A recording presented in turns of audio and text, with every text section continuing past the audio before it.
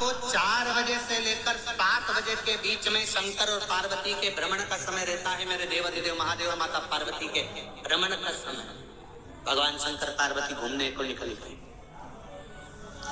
इसलिए हमारा सनातन धर्म कहता है शाम के समय पर माताओं को झाड़ू नहीं लगाना चाहिए, शाम के समय पर माताओं को चूड़ी बिछिया नहीं बदलना चाहिए, शाम के समय पर माताओं को मांग में सिंदूरा नहीं भरना चाहिए, शाम के समय पर माताओं को बाल नहीं बांधना चाहिए, शाम के समय पर माताओं को चौखट पर नहीं बैठना चाहिए। उसका कारण क्या है? क्योंकि पार्वती जी ने भगवान भोलेनाथ जी से कहा था कि तुम मुझे रोज शाम के समय प्रदोष काल में भ्रमण के लिए लेकर जाते हो, मेरे लिए आज्ञा क्या है? शंकर भगवान ने कहा सुनो पार्वती, मंदिर के अंदर नंदी रहता है, जाने वाला यात्री जब मंदिर में मेरा दर्शन करने आता है तो नंदी के कानों में कहकर जाता है कि शिव जी को मेरे यहाँ लेकर आना।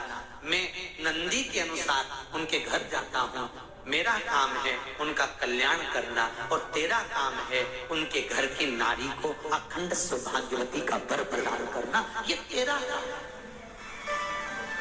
तब पार्वती माता ने कहा अखंड सौभाग्यवती होने का वर मैं तो दे दूंगी, पर उस समय पर माताएं चूड़ी बदल रही होगी, हाथ से चूड़ी निकाल रही होगी तो मैं वर कैसे दे सकती हूँ? मांग भर रही होगी तो मैं वर कैसे दे सकती हूँ? उस समय पर चूड़ी बिछिया बदला जा रहा होगा तो मैं वर कैसे दे सकती हूँ? उस समय पर झाड़ू लग रही होगी तो मैं लक्ष्मी को वहां कैसे भेज सकती हूँ? आप बताओ। तो शंकर भगवान ने कहा प्रदोष का समय एक ऐसा समय होता है, शाम का समय ऐसा होता है जिस समय पर केवल शंकर और पार्वती की आराधना का समय होता है।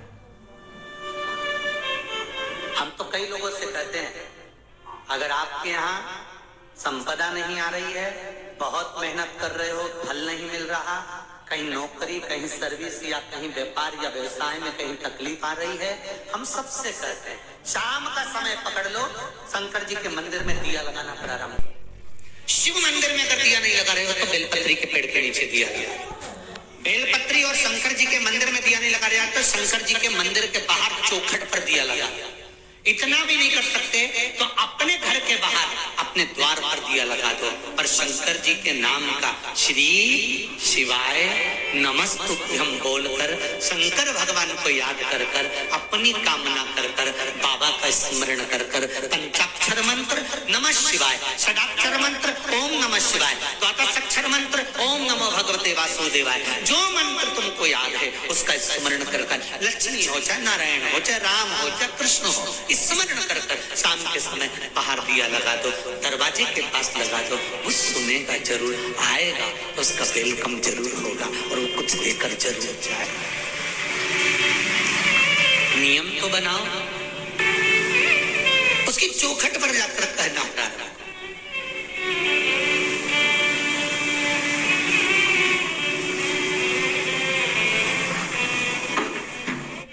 बृहस्पति महाराज ने कहा कि शाम का समय जो प्रदोष का समय होता है उस समय पर इंद्रदेव तुम शंकर जी की आराधना करो। शिव आराधना से शंकर जी जो मार्ग प्रशस्त करेंगे, शिव आराधना से जो शंकर जी कहेंगे वो तुम करना। ठीक है, आराधना करी बाबा भोलेनाथ जी।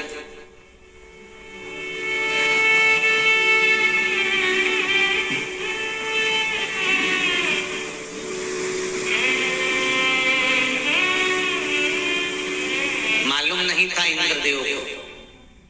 बृहस्पति महाराज ने प्रदोष की महत्वता समझाई तो प्रदोष का समय जानकर शंकर जी पर 7 बेलपत्र प्रदोष के दिन इंद्र ने समर्पित कर दी बिना सोचे।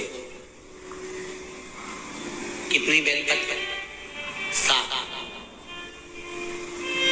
प्रदोष का व्रत करो चाहे ना करो, मंदिर में चढ़ी हुई बेलपत्र को उठा लो,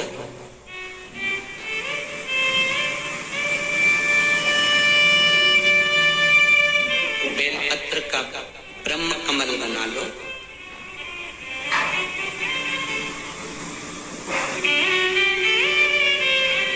ब्रह्म कमल का मतलब होता है डंडी बीच में रहे, आसपास पत्तियां रहे। 7 पत्ती का ब्रह्म कमल बनाकर, जैसे ये पत्तियां एक जैसी रखी हुई हैं तो इसको फैला लें।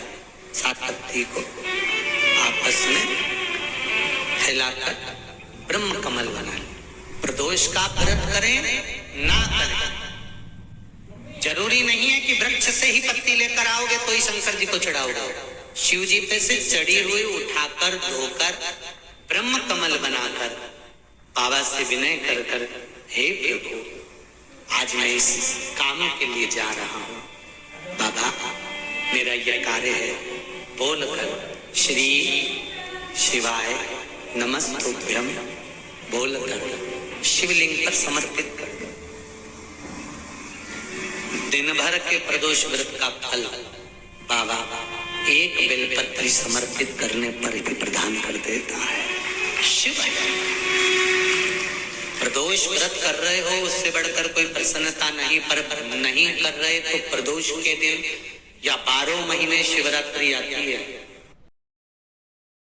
शिव महापुराण तो यहाँ तक कहती है कि आपका कोई काम अटक रहा है, कोई काम नहीं हो रहा, बहुत परेशान हो गए, बहुत थक गए उस काम के लिए, सबके हाथ भी जोड़ लिए, सबके पास होकर आ गए, पर वो काम बढ़ ही नहीं रहा, तो निवेदन करते हैं घी के दिए में काली तिल डालकर सोमवार के दिन शंकर जी के मंदिर के सामने तुमरुका जी का नाम लेकर दिया लगाकर जिस काम को तुमने दुनिया के आगे कहकर देख लिया, कर कर देख लिया, नहीं हुआ, उस कार्य को एक बार दिया लगाकर निवेदन कर कर फिर जाकर देखना, काम आगे बढ़कर ही रहेगा, छूटेगा नहीं।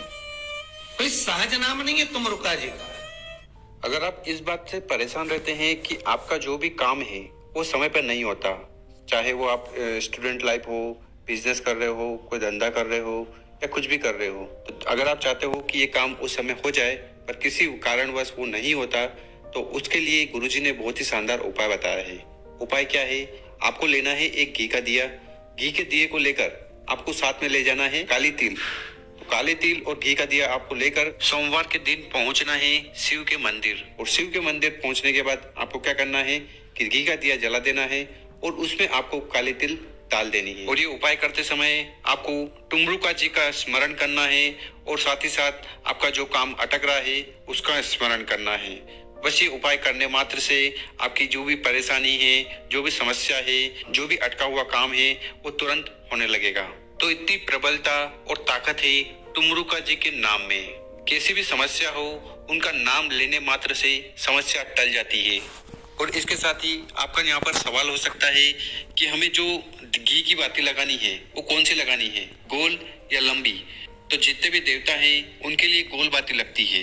तो यहाँ पर आपको घी के अंदर गोल बाती लगानी है और उसके साथ और थोड़ी सी काली तिल घी के दिए में मिला देनी है और आपको प्रार्थना करनी है कि हे शंभु, हे भोलेनाथ, हमारा जो भी काम अटका हुआ है उसको समय पर पूर्ण करें और जो समस्या आ रही है उससे छुटकारा दिलाएं।